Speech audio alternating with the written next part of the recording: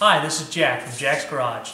Today I'll be installing the MAG-HYTEC Differential cover for my 2013 Dodge Ram 1500. Let's get started. So I'm going to start off with removing the rear end cover. It's a 1/2 inch bolt. We use a 1/2 inch socket on my impact. I'm going to start from the bottom and work my way up. Try it, Dad. What's this?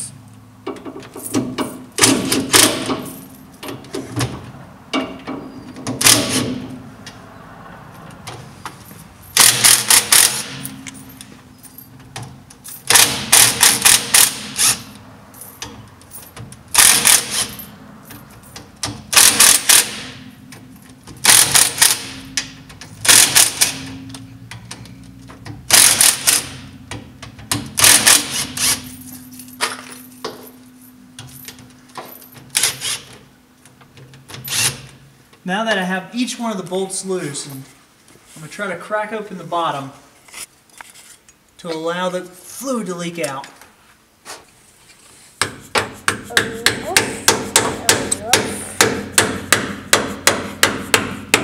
Do it, Dad. Oh, yes. There we go. So I'll loosen up just a little bit more. Get the fluid coming out faster. So I was able to break the bottom loose from the gasket, but the top's still on kind of tight. So I'm going to have to try to beat that open too.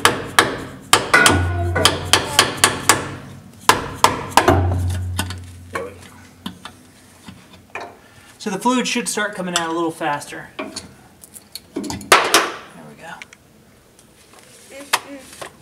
And then I'm going to go ahead and start removing all of the bolts.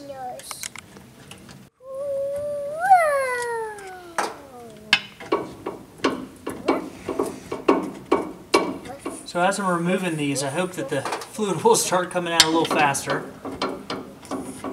And then that my drain pan is large enough to hold all the fluid that's inside of it right now. But the fluid coming out looks really good.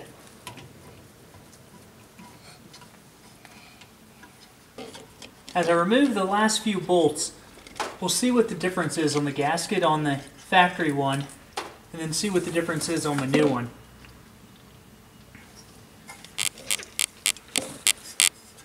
So you can see, uses some kind of red Mr. Gasket or something to hold it on.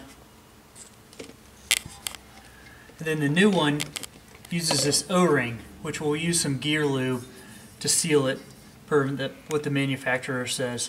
You also can see that this one has a cool dipstick that's also magnetic, and it also has a magnetic drain plug. So now I have to figure out how to get the gasket off. I've got a couple razor blades, I've got a couple putty knives, so we're going to see what works the best to get the gasket off. Also, we're going to need to cover it up. So I've got a grocery bag. Try to make sure that we don't get anything on the inside of the differential. All right.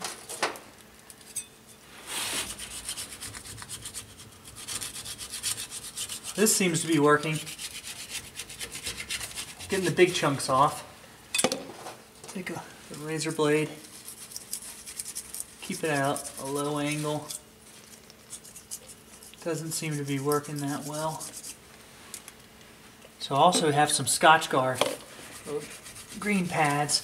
Try to rough it up and get it off of there, which that seems to be working pretty great. Yeah, that'll do it. So it looks like this is going to take a while. The green pad seems to be what works the best. Dipped it in a little bit of gear oil and it kind of loosened up all of the gasket. Got some carb cleaner. I'm going to spray the carb cleaner on it to get the last residue off. And then wipe it down with the microfiber cloth.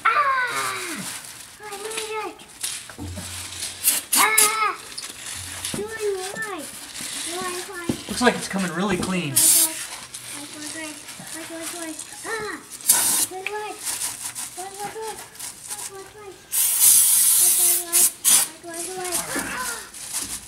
I think the result looks pretty great. Alright, now I'll pull off this grocery bag. I'll now grab the gear oil, put a little bit on my finger and rub it on that O-ring on the new differential cover. Just to kind of lube it up. It's what's in the manufacturer's recommendations. One thing that I was worried about is that the new differential sticks out about 4 inches. So when I was buying it, I measured the distance between the old differential cover and that rear sway bar. That rear sway bar and the distance between there was right at 4 inches. So the bottom of the differential cover is slightly tapered up.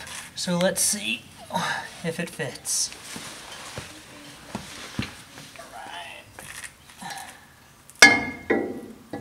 It's pretty tight. It slides right on. Well, looks good. Looks like it fits in perfect.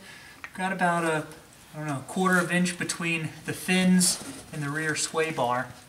The kit came with 12 of these screw hex heads or Allen wrench heads, which look really clean compared to the stock ones.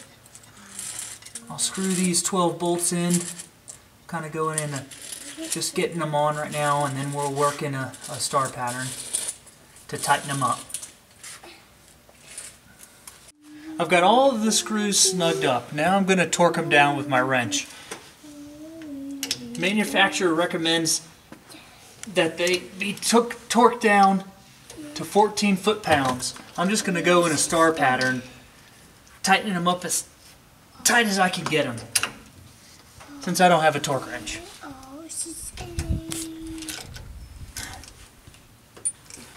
And then we'll fill it up with the gear oil.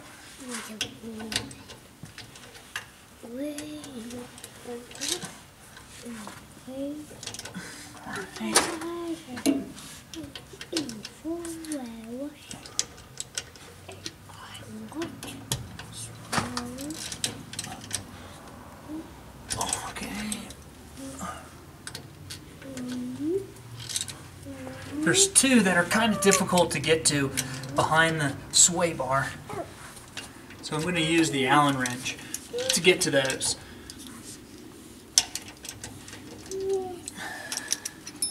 And the kit came with an Allen wrench. It's right here. No, it's not that one. It's not that one. It's one of these. Right there, there we go.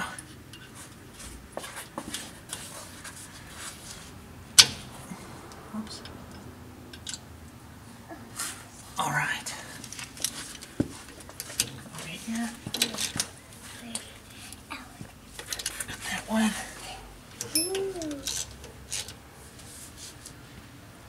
That one. And I'll go back to doing this one. Right under the sway bar.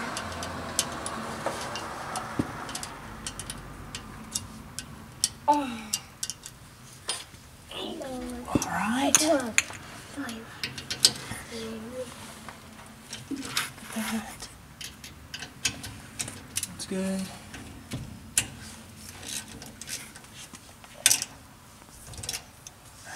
Now I'll just double check them all. Make sure I got them all.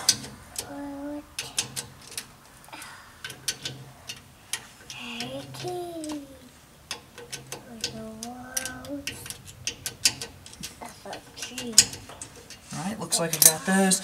Looks like some gear oil is still coming from the bottom. So I'm going to spray it with some of the carb cleaner. Make sure we've got all the rest of the residue off.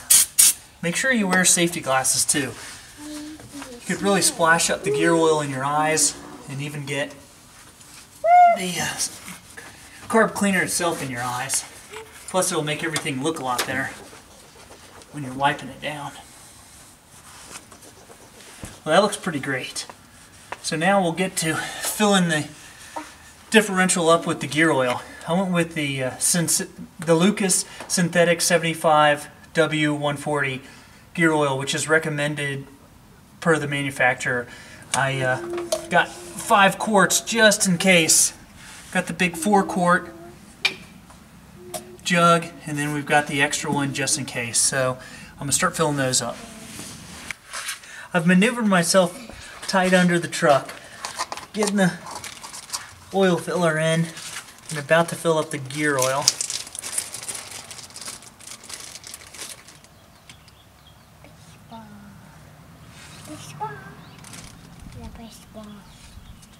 Got the 4-quart jug. Just going to fill it up slowly, and then we'll check it with the dipstick. I found a good angle to put the bottle close to the exhaust pipe and kind of dump it in. There's not much room right here to be pouring in the fluid. So it looks like this is the last bit of the 4-quart jug. We'll shake that in, and then we'll use our special dipstick to check it right in between the line. Plus this thing's magnetic, which I thought was pretty cool. That'll be able to catch any shavings or anything that's ever inside of the differential cover. Not that there should ever be any. Get the last couple of drops out of there.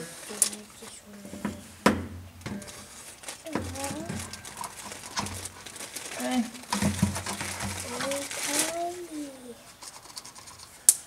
Shake this right there. Let's stick this in.